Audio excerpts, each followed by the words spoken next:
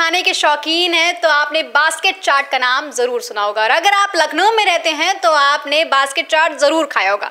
तो आज हम आपको मिलवाएंगे बास्केट चाट के फाउंडर HB मौर्य से। बहुत बहुत स्वागत है। नहीं, आपका भी बहुत बहुत स्वागत है मेरे घर पे, है ना। काफ़ी दिनों के बाद मैं टूर पे था, तो आज रात को ही आया हूँ, किसी को पता नहीं मैं घर पे आ चुका हूँ। सबसे पहले आप ही टपक पड़ी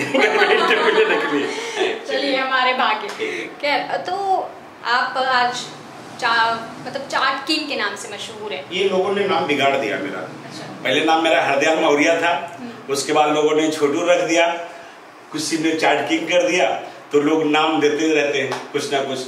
अभी लोगों ने एक नया नाम रखा यूट्यूब वाले चाचा, और कोई कहता हार्ड किंग तो नाम रखते रहते लोग। तो अब अच्छा लगता है आपको? अच्छा तो लगेगा ही है? हाँ। है? अच्छा तो सभी को लगेगा भाई, है? जब लोग नाम रखते हैं तो अच्छा, बहुत अच्छा लगता है। ठीक है, तो आज हम आपसे ये जानेंगे कि आखिर आपको इस आइडिया के बारे में कैसे पता चला, किस तरीके से आपको लगा कि नहीं कुछ ऐसा इन्वेंट करना चाहिए खाने में। अच्छा। नहीं, आइडिया कुछ भी नहीं था हमारा। ऐसा नहीं कि कोई आइडिया था, ये तो गलती हो गई हमसे, एक बड़ी गलती हो गई कि गलती से बन गई बास्केट चाट, है ना, और वो विश्व प्रसिद्ध हो गई है। अगर आइडिया लगाते, आइडिया से काम करते तो शायद ये नहीं हो पाता, लेकिन कोई आइडिया नहीं था, कोई ऐसा प्लानिंग नहीं थी ये करना वो करना। जो हमें करना होता है हम तुरंत धमाल मचा देते हैं, अच्छा लगे या बुरा लगे कर देते हैं। ऐसी गलतियां तो फिर हम भी करना चाहेंगे। अगर कोई भाई ऐसा कभी कभी होता है कि हम प्लानिंग करते हैं तो बहुत सारे प्लानिंग में सक्सेस नहीं हो पाते। हम कभी जीवन में कोई भी प्लानिंग नहीं की, जो मेरा दिल करता है मैं तुरंत कर देता हूँ। कहाँ निकलना है ये भी जब डिसीजन लेते हैं, यानी सोचने का भी अपने आप को मैं सोचने का वक्त भी नहीं देता हूँ। ऐसा नहीं, उसमें कुछ ज्यादा वो ना हो जाए। ऐसा जो कुछ करना है तुरंत तत्काल कर दो यार। जिंदगी क्या भरोसा, सोचेंगे 10 दिन सोचेंगे, एक पहली लहर दूसरी लहर तीसरी लहर आने वाली, तो सोचने के किसके पास मौका है। फटाफट जो भी करो, जो मजा लेना है तुरंत फटाफट ले लो। अच्छा है तो मेरा, बुरा है तो मेरा, लेकिन करेंगे तत्काल। बिल्कुल। तो आपका जीवन के बारे में हम जानना चाहेंगे। हाँ। किस तरीके से आपने सोचा कि हमें मास्टर शेफ बनना चाहिए, हमें मास्टर किंग बनना चाहिए, ऐसा कुछ? अब मैं ये बताता हूँ कि मेरा 1967 मेरा एक छोटा सा गांव था, उसका नाम है ग्राम मोहकमपुर, तहसील मिश्रिख, जिला सीतापुर, जहाँ मेरा जन्म हुआ था। और हम 2 भाई 2 बहन और माता पिता 6 लोग थे। तो गरीबी इतनी थी कि हम लोग खाने के लिए समझ लो रोटियां जो है सपने में देखा करते थे। सपने में आती थी, काश मुझे रोटी। कोई बहुत कभी कभी मेहमान आ जाता था तो उसके लिए मेरी माँ लोगों के आटा लेके आती थी, तो उनके लिए गेहूं की रोटी, मेहमानों के लिए गेहूं की रोटी बहुत बड़ी बात हो जाती थी। तो हम लोग बहुत ही एक गरीबी से, उस वक्त गरीबी से गुजरे। और हमारा एक 5 बीघा खेत भी था, तो सरकार ने नीलाम कर दिया। तो मेरी उम्र लगभग 5-6 साल की उम्र थी जब वो हमारे बोली लग रही थी खेत में, और काफ़ी लोग लगा रहे थे। वही हमारे पिताजी की जरिया थी। तो 6050 रुपया का खेत हमारा नीलाम किया गया, बोली लगी थी। जबकि हमारे पिताजी ने सरकार से लगभग कम से कम 3000 रुपये लिया था कर्जा, नहीं दे पाए। उनकी 150 रुपये तनख्वाह थी, उसी से जीविका चलती थी। तो उस वक्त मेरे माइंड के अंदर आया कि यार कुछ समझ नहीं आ रहा, और कभी जीवन मैंने शहर नहीं देखा था। ऑटोमेटिक ही एक मेरे पास बंडी थी और एक अंडरवियर थी, एक गमछा था और 35 पैसे थे। वो लेके मम्मी से बोला कि मैं जा रहा हूँ। कहाँ जा रहे हो बेटा? कुछ नहीं बताया। हमने कहा शहर जा रहे हैं। शहर, अब शहर कहाँ है, कभी जीवन में गांव के अलावा कुछ देखा ही नहीं था। तो हम, एक ट्रेन थी, लोकल ट्रेन थी हमारे गांव से जो निकलती थी, ये आपको मैं बता रहा हूँ, कभी इंटरव्यू में जिक्र नहीं किया है। एक ट्रेन थी लाइव ऑन एयर की। हाँ, तो मेरे गांव से एक पैसेंजर निकलती थी। मैं उस पैसेंजर, थोड़ी सी हुआ, उस पैसेंजर मैंने बैठ लिया। वो ट्रेन पैसेंजर हमको संडीला लेके आई, और संडीला से लखनऊ जब हम आए तो लखनऊ में उतर लिया। तो लखनऊ के पास कुछ बोरियां पड़ी थी रेलवे स्टेशन पे। तो बोरियों में क्या है था कि मूंगफली थी, तो कुछ उससे उसके बोरियों के वो खुले हुए थे। तो मैंने उसमें थोड़ी सी मूंगफली निकाली और अपने गमछे में लिया, और एक दूसरी ट्रेन आ गई। अब वो ट्रेन कहाँ जा रही पता नहीं मुझे, कहाँ बम्बई है कहाँ दिल्ली है, कोई शहर का कुछ पता नहीं। बस एक वो था जुनून की ट्रेन में बैठा है, लाइफ में जीवन में पहली बार मैंने ट्रेन बैठा और वो ट्रेन दिल्ली गई। दिल्ली में चांदी चौक उतर लिया। चांदी चौक एक शीश महल गुरुद्वारा था, अब तो सब याद आ गया, आइडिया भी आ गया, काफ़ी समझदार भी हो गए, तो बच्चे थे। तो दिल्ली में एक शीश महल गुरुद्वारे के पास एक होटल हुआ था, होटल कानर। अब पता नहीं, ये बहुत पुरानी बात है, 80 के पहले। तो वहाँ एक होटल कानर हुआ करता था। उसके सामने एक जो है कुमार टाकीज पिक्चर हॉल भी था, थोड़ी दूर के पास एक घंटे वाला था। तो उस जगह पे हम जो है खड़े हो गए, यूं ही ठंडी के मौसम में खड़े थे। वो शायद 2 भाई थे, एक पैर से विकलांग थे, उनके पैर नहीं थे। तो उन्होंने हमें बुलाया, छोटो, ऐसे छोटे थे, घर से निकला था, पता नहीं कौन क्या किस नाम से पुकारेगा। तो उन्होंने बोला छोटो, गए,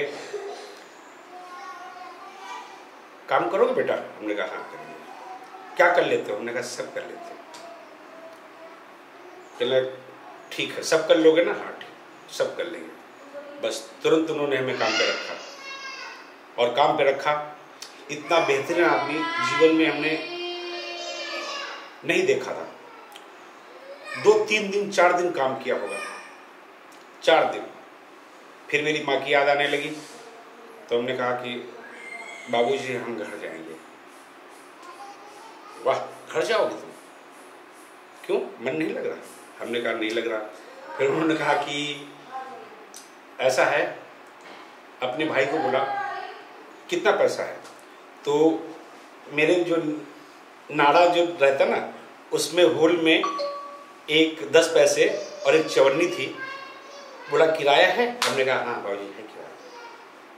दिखाया उनको, निकालने में बड़ा समय लगता था कि 35 पैसे ऐसे संभाल के रखे थे कहीं चोरी ना हो जाए, तो नाड़े के उसमें रखे थे। तो 2-4 मिनट निकाल के उनको दिया, ये देखिए किराया है मेरे पास। उन्होंने पूरी व्यवस्था की और बोला जाओ घर जाओ तुम। टिकट कराया उन्होंने लखनऊ की ट्रेन का। उस जमाने में कम से कम तो 700-800 रुपये उन्होंने हमें दिया था, 10-10 के नोट थे। तो बंडल 10-10 के नोट जब उन्होंने दिया है तो लगता है कि अरे हमसे कोई अमीर नहीं। भाई चवन्नी देखा था तो बहुत संभाल के वो पैसा मैंने रखा। जब तक ट्रेन रहे मैं सोया ही नहीं हूँ ट्रेन में। वो पैसा दबा के रखे थे 700-800 रुपये, कोई निकाल लेने कहीं गिर ना जाए। आए लखनऊ, आए लखनऊ से केसर बाग आए, और केसर बाग से फिर मैंने बस पकड़ी अपने गांव के लिए। मम्मी से मिले, मम्मी बहुत रो रही थी। अब खेत तो सब बिक गया था, कुछ था ही नहीं। तो मम्मी को पैसा देने के लिए गए थे, सारा पैसा दे दिया।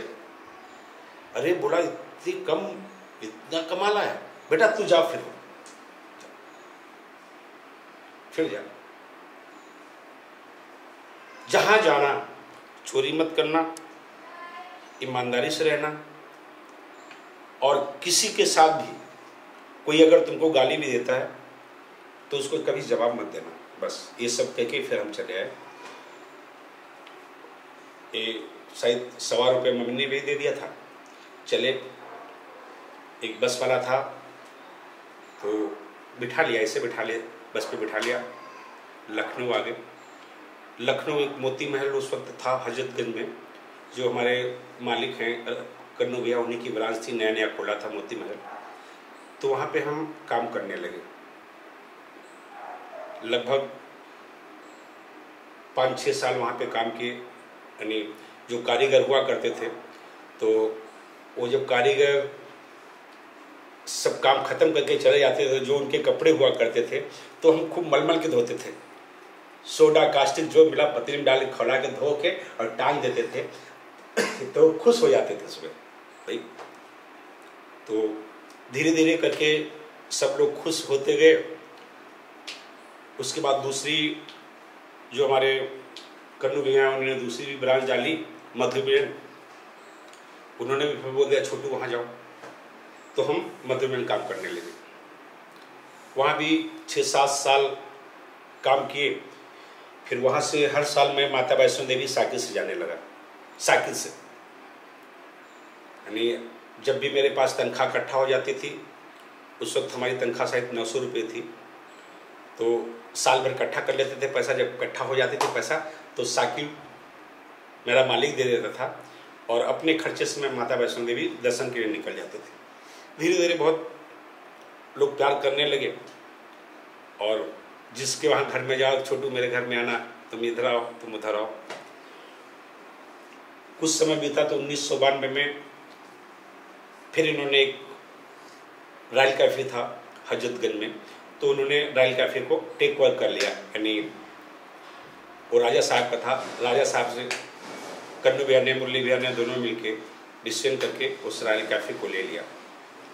उस वक्त मैं बहुत ही तकलीफ से गुजर रहा था। हमारी शादी हुई थी तो हमारे पास पैसे नहीं थे, ना खाने को थे।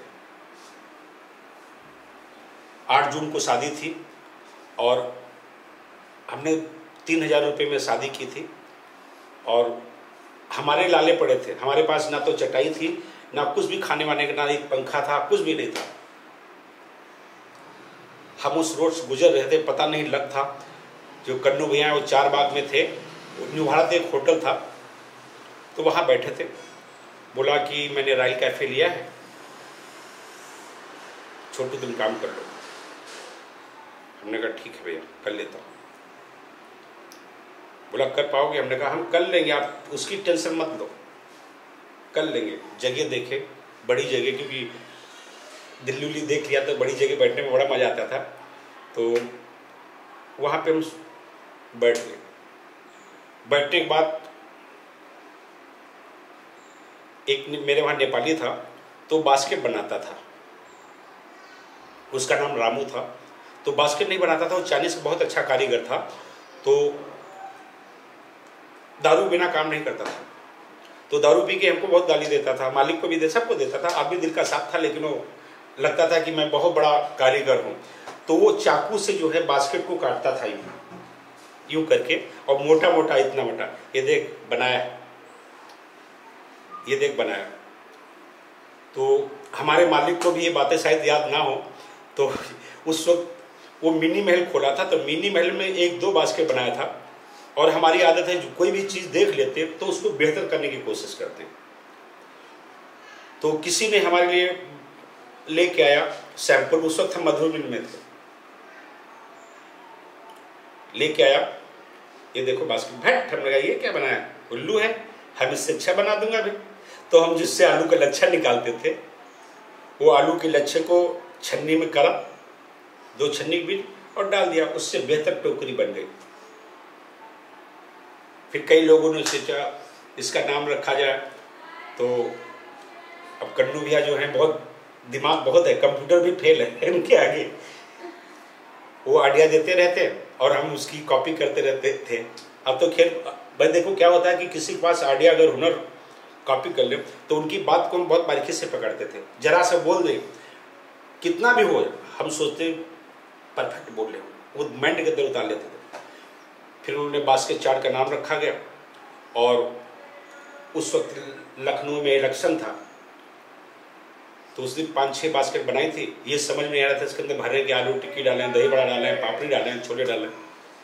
तो उस वक्त हमारे पास बरखा दत्त, कमाल खान, रुचि भाभी और बड़े बड़े पत्रकार थे, यानी हिंदुस्तान के पत्रकार। इलेक्शन था तो सारा जमावड़ा लगाते थे कवर करने के लिए, लेकिन उनको खाने के लिए तो कुछ चाहिए। तो बहुत सारे पत्रकार थे, गिनाएंगे तो शायद सुबह शाम हो जाए, कोई पत्रकार बचा नहीं। उन्होंने ये क्या है, हमने कहा खाओ, पूछो मत क्या। एक खाया, उनको बहुत मजा आया।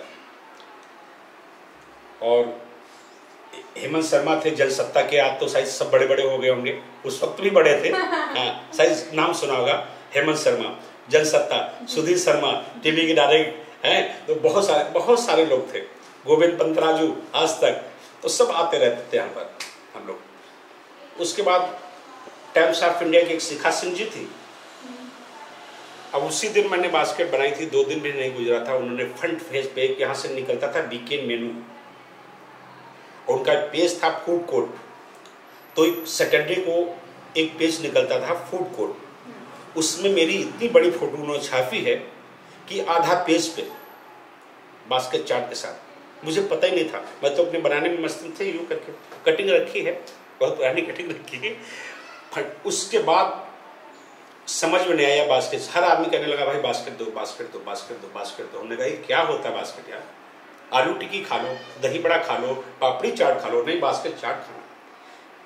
फिर हमारी नई नई शादी हुई थी, तो हमने कहा बनाएंगे कैसे, तो हमारा एक साला था शंकर करके, उसको हमने कहा तू लग, फिर वो जो लगा बास्केट, वो बहुत बढ़िया बास्केट 2000 चाहिए बनाओ, रात दिन वो लगा रहता था, स्टॉक लगाता रहता था और हम बेचते रहते थे। तो सब पूरा परिवार लग गया, मेरा भाई भी था, साला भी था, घर के सारे जितने हमारे खानदान के मौर्या लोग थे। तो हमने कहा कि घर जो है ये पैसा घर का घर में रहे, कोई बाहर से ना रखना पड़े, तो सबकी तनख्वाह लगा दिया, भाई की तनख्वाह तुम भी ले लो, साले के तुम भी ले लो, हैं। तो हमने कहा घर का पैसा घर में रहे, बाहर ना जाए, बाहर से क्यों लोग रखना पड़े। तो हम लोग 10-15 लोग करके लग गए, मालिक को भी मजा आया और हमको काम करने में मजा आया, एंजॉय करते रहे। तो आपसे बात करके बहुत अच्छा लगा हमें, और हमने बहुत कुछ जाना आपके बारे में भी, चाट के किंग के बारे में भी और चाट के भी बारे में। उम्मीद है कि जल्द ही आपकी रेसिपी भी हम जानेंगे।